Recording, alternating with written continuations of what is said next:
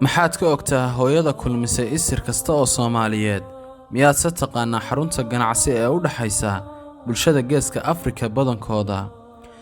tani waa Bandar Qaasimtii taariikhiga ahayd, waa mid ka mid ah jidadkii hore ee badmaaxyada agtooda caanka ka ahayd. waa magaalo ku taala dacalka bari ee qaaradda Afrika, sidoo kale waa magaalo madaxda kii ugu weynaa gobolladii 18 ahaa ee Soomaaliya. haddaba iyara dhigo aan si qoto dheer kuugu dhure warkan xiisaha leh ee aan kuu hayo. Boosaaso waa xarunta ganacsi ee maamulka Puntland, waxay leedahay mid ka mid ah dekedaha ugu waaweyn ee ugu caansan Soomaaliya. waa magaalo ay ku nool yihiin ku dhowaad 1 milyan oo qof. waxay ku taallaa geesta bari ee Soomaaliya, iyadoo magaalo madax u ah gobolka bari. waxaa hareeraha ka xiga buuraley ku gadaaman iyada marka laga reebo dhinaca waqooyi oo ay ka dugsinayso xeebta dheer ee badda cas. waxaan la ilaawi doonin in Boosaaso gogol u fidisay malaayiin Soomaaliyeed oo ka soo barakacay deegaanada Soomaalida kadib burburkii dowladdii dhexe ee xamarka dhisnayd. Boosaaso waxay caan ku tahay inay tahay meel ay ku noolaan karaan heerarka dabaqad kasta ee nololeed. waa meel u turta dadka aan jeebkoodu buurnayn ee baahida la deriska ah. haddii aan guda galo tilmaamaha u gaarka ah goobtani, waa meel cimilo ahaan yara kulul, haba ugu sii darnaato xilliga xagaaga ah oo badi dadku uga guuraan deegaano ka baxsan iyada. taasina waa sumad ay kala siman tahay magaalooyinka ku taxan xeebaha badda cas. Boosaaso waxay ku fadhidaa qiyaastii 15 kiiloomitir oo isku wareeg ah.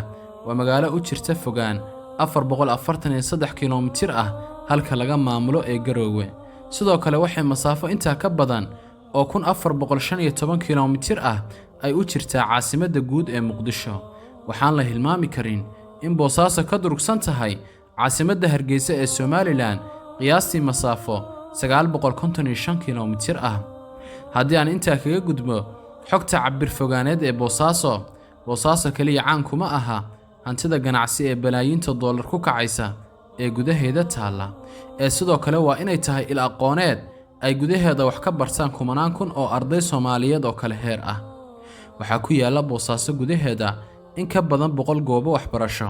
haddaan ku bilaabo dugsiyada hoose dhexe, waxaa ka mid ah Qurtuba, Amal, Daarul Birri, Daarul Qur'aan iyo kuwo kale. dugsiyada ilaa heerka sare ahna waxaan kaaga sheegi karaa Public School, Shaafici, Xamdaan, Najax, Ugaas Yaasiin, Nawaawi iyo kuwo kale oo aanan halkan ku soo koobi karin.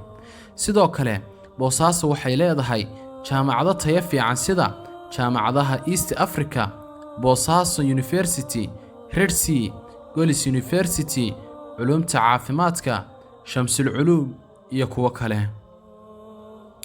ha iga degdegin oo ha idhibsan, wali xogtii aan kuu wada kuma dhammaystirin. waxaa hadafkayga gaaban yahay inaad iga tagtid adigoon u baahnayn cid dambe oo Boosaaso kaaga sheekaysa. magaaladani waxay leedahay tiro xaafado ah, waxaanan kaaga sheegi karaa laanta hawada, xaafatul Carab, Libaax Seexay, Xerya Cawska, New Boosaaso, Ajuuke, Panorama, Almacruuf iyo qaybo kale. Boosaaso waxay leedahay dhismayaal aad u qurux badan iyo goobo dalxiiska ku wacan. waxaa ka mid ah meelaha ugu caansan Boosaaso Golis Tower, Masjid Rawda, Almacruuf Supermarket, Beerta Rays iyo Maandeeq, Hotel Jaabir, Gacayte, Jubba, Jazeera Beach iyo kuwo kaloo badan. waxaan kuu sheegayaa inaan Boosaaso wanaaggeeda lagu soo koobi karin xitaa muuqaal saacado soconaya. laakiin nasiib darro, Boosaaso abaalkeedii may helin oo waa meel horey loogu daadiyey dhiig badan oo Soomaaliyeed sababo amni darro darteed. haatase waqtigan la joogo waa goob xasiloon oo amnigeedu fiican yahay. rabbi baana mahadda iska leh. haddii xogtan muhiimka ahi kula muuqato inay cid badan anfacayso, ha kala bakhaylin inaad walaalkaaga kala gaarsiiso si uu uga faa'iidaysto.